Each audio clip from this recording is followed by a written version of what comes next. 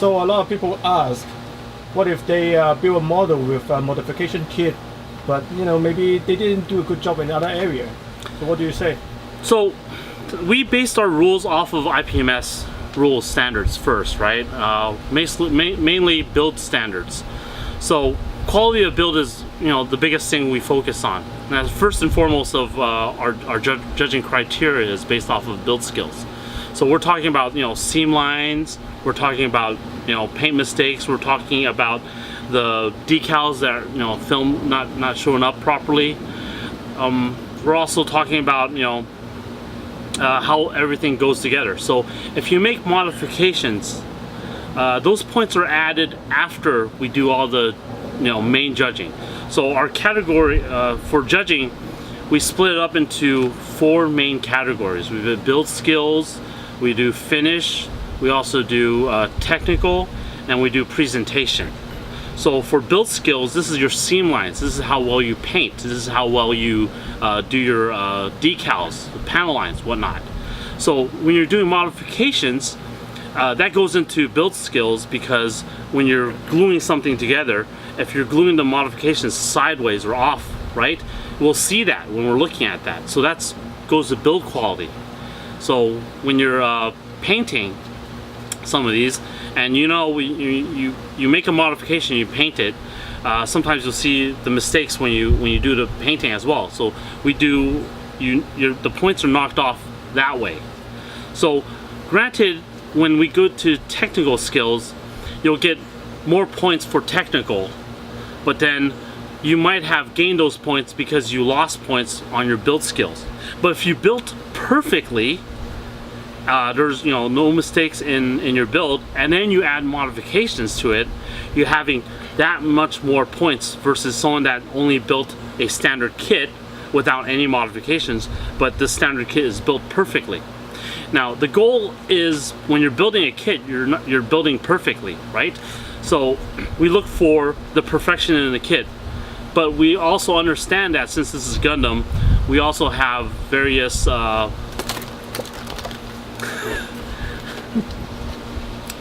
since we know that this is Gundam, we also know that there's a lot of creativity and imagination that goes into some of these kits.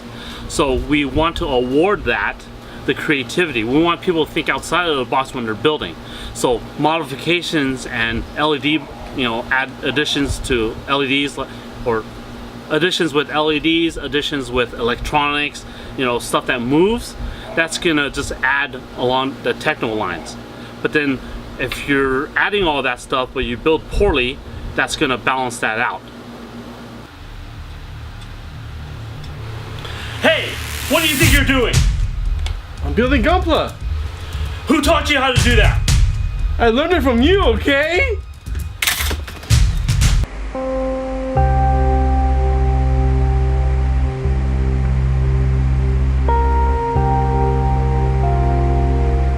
So, next question. A lot of people ask, what's the difference if I put it on the base or not, or if the base need to be painted, or how about the posting of the art piece? So that goes into the presentation of the display. So over here we have a kit that's just kind of held up on one of these Gundam display bases. Now nothing's done to this display base and it looks kind of crappy. So effectively, if we were to judge the base included, this would take points away from the kit. So when we judge something like this, we understand that this is just there as to hold up a piece. Normal IPMS judging is display bases are not taken into account when we're judging. Now, if the display piece is integral to the part, say for this, Vincent Van Gogh display, now this display piece is part of the kit. So when we're judging, we do judge the display with this. Same thing with this kit here is, the tinfoil has a little bit of a reason for it to be part of the display. So that is actually part of the judging. And we will actually award points for that creativity where you create something like a base that makes more sense to as a display. Same thing with these harls. If there's a hand under here displaying these this wonderful harl cannon, then this goes into the judging of it. So we would actually award points for having this hand here when we're doing this.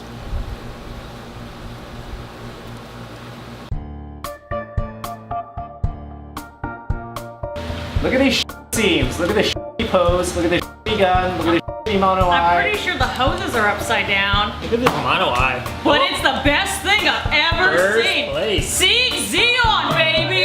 Yes, Tens across the board. Look at this shitty pose. Look at these shitty seams. Look at this shitty gun. Look at this shitty mono eye. Look at this shitty shield. Look at this shitty pipes. Those hoses are upside down And you're still last place. Look at this shitty thanks head. for the free drinks, Look at buddy. this cockpit. Look at this shitty knee. I need a new wheel for my car. The Fetties did nothing wrong. One of the big things about building Gunpla, not so much now with these later kits, but you know, with these older kits, like let's pick this guy for instance, right? So if we look at this kit, just gonna point out here is there's a massive seam line that goes down here. Now, a lot of people that build Gunpla don't know what a seam line is, and basically you see all these parts where the kit comes together. So a lot of older kits have these simple arms that come together as, you know, two pieces because they have joints in the middle of them, right? So what happens is these two pieces come together, there's a line that marks in between. Now Bandai's gotten really smart about this, and they've designed it so that that line is actually a carved out line, so it's actually a panel line when you put those together. But some of these older kits will, like the Zaku here, will have the seam line down the middle. Now when basic model skills when you enter any IPMS contest is we're focused on making sure that these seams aren't there. So a lot of airplane models, tank models, they have seams, and one of the biggest mistakes that we see when people are building these kits is they're not taking care of these seams. They could have this kit wonderfully painted, wonderfully weathered, decaled and whatnot, but the seam is there and they didn't take care of that seam, and the seam is one of the most basic ideas to do. We're using glue, you're gluing it together, and you're sanding. So the people who are building these kits are already sanding the nubs and sanding down some of the lines and whatnot. Take the extra effort, glue that seam, wait a day, let it cure, and sand it down. Once you sand it down and you paint that up and you don't see that seam there, that is something that we really appreciate. That's one of the very basic skills. So when you're going into any contest such as SCGMC or IPMS, seam lines are a very big deal, as well as nubs. So these are very basic skills that we look to and we take points off of when we judge. Stop! Who taught you how to paint like that? Who taught you how to paint like that? Answer me, motherfucker!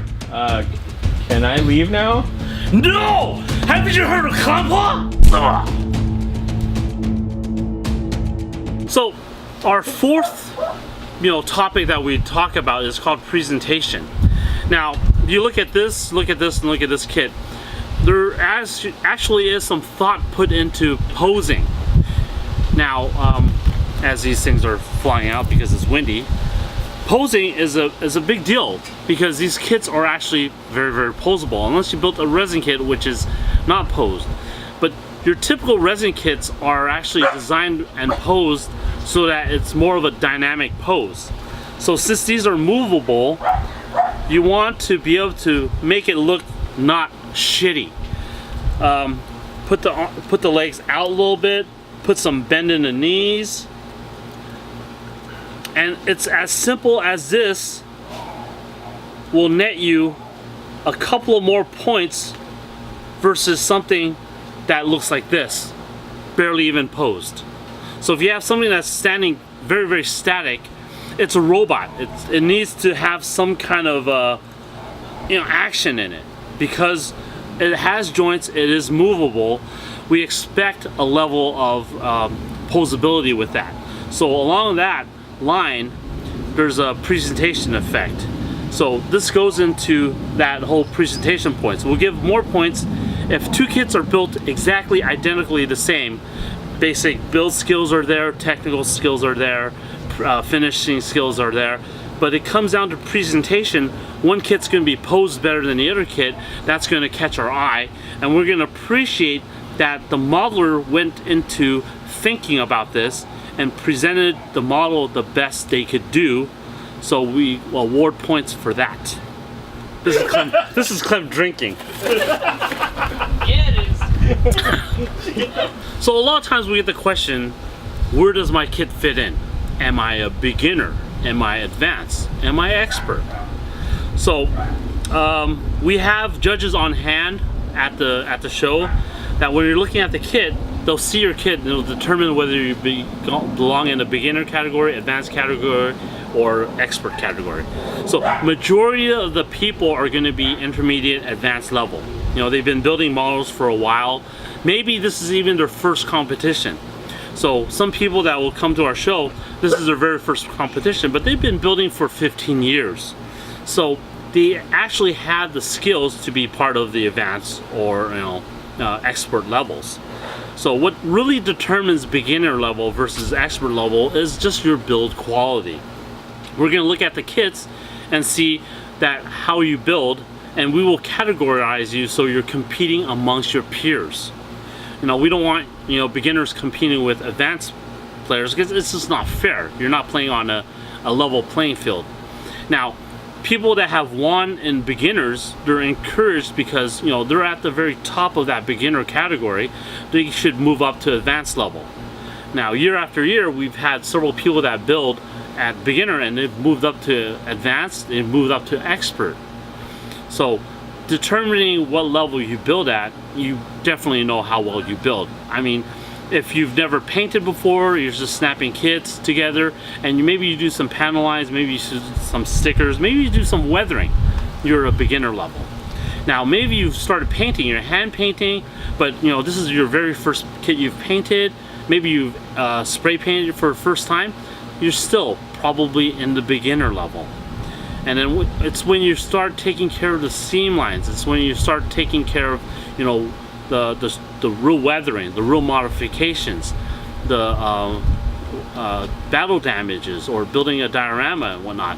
That puts you in the advanced and intermediate categories.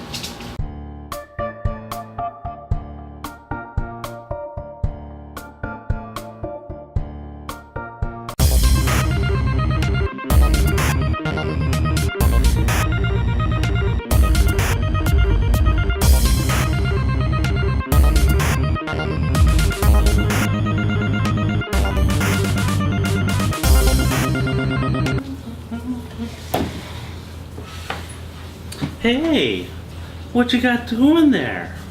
That doesn't look like Gunpla. Gun plus freedom. Is that